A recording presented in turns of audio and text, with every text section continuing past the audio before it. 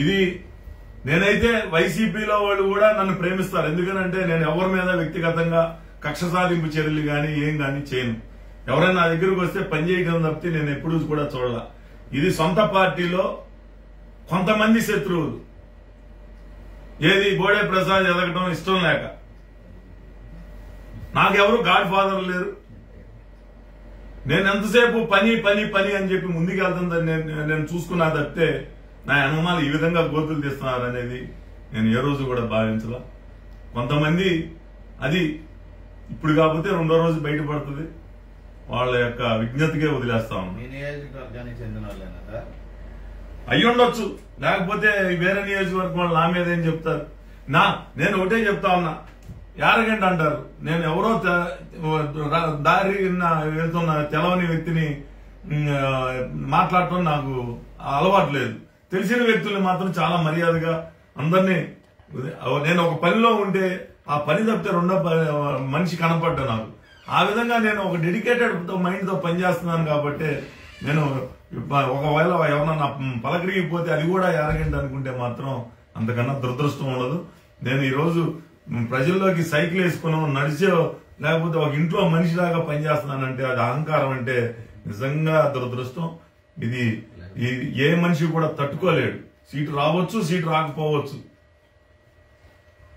నేను గనక అహంకారం లేకపోతే నేనేదో తప్పుడు పనులు నేనెవరితోనో అంటకాగుతున్నాను, కార్యకర్తలను అడగండి, నియోజకవర్గంలో కార్యకర్తలను అడగండి, నాయకులను అడగండి. వాళ్లే అంటారు ఏంటంటే ఒక మాటే కదా, అవతల పార్టీ అని ఒక మాట అనొచ్చు కదా, మన ఏం పోయిందని. అంటే ఎందుకో నా మనసు మనస్కరించక నేను వాళ్ళని పలకరింది తప్పితే నేను నా పార్టీ సొంత పార్టీయే తెలుగుదేశం పార్టీ అయితేనే మన వాళ్ళుగా నేను గుర్తిస్తాను తప్పితే ఇంక ఎదుటి పార్టీ వాళ్ళని గుర్తించకపోవడం వల్లనే నేను మాట్లాడకపోవడం వల్లనే ఇలాంటి సమస్యలు నాకేమైనా వచ్చినాయేమోనని ఇప్పుడు ఆలోచిస్తా ఉన్నా. సార్, ఇప్పుడు మీరు కుటుంబ సభ్యులతో ప్రచారం చేస్తున్నారు, టికెట్ ఇచ్చినా ఇవ్వకపోయినా నాకు ఓటు వేయండి అని అడుగుతున్నారు. అంటే మీరు మీ కార్యాచరణ ఏంటి సార్? అంటే టికెట్ రాకపోయినా మీరు పోటీలో ఉన్నారా? నేను అట్లా టికెట్ వచ్చినా రాకపోయినా లేదు. నేను ఒకటే అన్నా, చివరి క్షణం వరకైనా నాకే టికెట్ వస్తుంది, నేనే పోటీ చేస్తాను, నాకు ఓటేయండి అని చెప్పి అడుగుతున్నాను తప్పితే ఎక్కడా కూడా కాంట్రవర్షియల్ గా నేను వెళ్ళట్లేదు. బోడే ప్రసాద్ పోటీలో ఉంటున్నారా ఫైనల్ గా? అది అధిష్టాన నిర్ణయం, ఏ నిర్ణయం తీసుకుంటుందో దాన్ని బట్టి నిర్ణయం తీసుకుంటాం. అంటే చంద్రబాబు ఫోటో తోటి నేను వెళ్తాను అని కూడా మొన్న మీరు కామెంట్ చేశారు కదా సార్.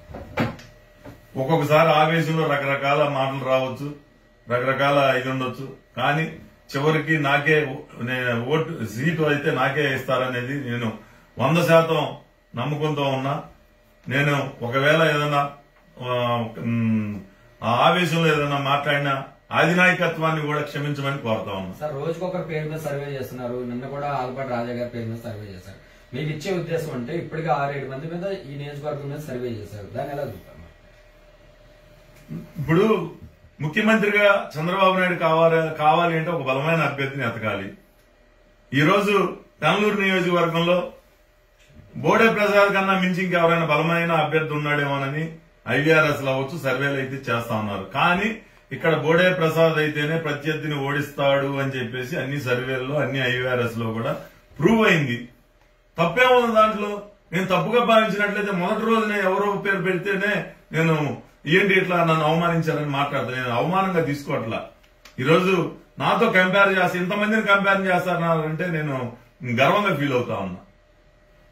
అంటే కాదు, వేరే వాళ్ళకి ఇస్తే ఇక్కడ మీరు సపోర్ట్ చేస్తారా లేకపోతే వ్యతిరేకిస్తారా ఏంది?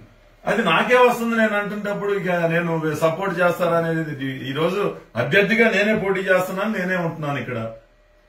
అంటే పక్క జిల్లాలను కూడా తీసుకొచ్చి ఇక్కడ ఐవీఆర్ఎస్ నిర్వహించడానికి ఎట్లా చూస్తారు? మీరు లోకల్ క్యాండిడేట్ కదా.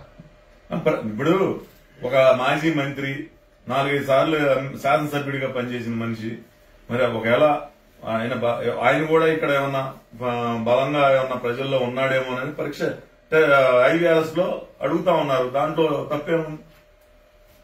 మీకన్నా అధిష్టానం నుంచి అన్న మళ్ళీ మీరు వెళ్ళి కలిసి వచ్చిన తర్వాత ఎవరైనా టచ్ లోకి రావటం చాలా పాజిటివ్ గా ఉంది. 100% నాకు అనౌన్స్ అవబోతా ఉంది.